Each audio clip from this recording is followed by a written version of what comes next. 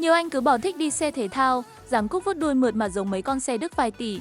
Mà chỉ có vài trăm triệu thì mua em MG5 phiên bản Lu Suzy cao cấp nhất này đi xe hạng C nhưng giá có 3 ít ngang mấy em hạng B thôi. Dù mưa hay nắng mấy chị em hay thích khóc trong xe hơi, nên mấy anh nhớ cân nhắc em này nha. Ghế da thể thao ôm sát người, thêu chỉ đỏ. Tiện nghi thì chấp hết mấy con xe cùng tầm giá này, màn hình to chà bá 10 inch, có cửa sổ trời để chiều mở ra hóng gió, rồi cả camera 360 độ nét căng. Tóm lại chỉ có 3 ít triệu thôi là anh chị em có một chiếc xe ngoại hình cháy phố, công nghệ không thiếu gì nha, đời cao ngân hàng cho vay để tiền đầu tư sinh lời nha. MG5 Lu Suzy model 2023 nha. Nhấc máy elo để Li ô tô liền để ép giá nha.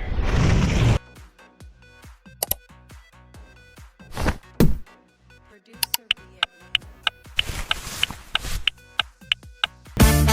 Vietnam.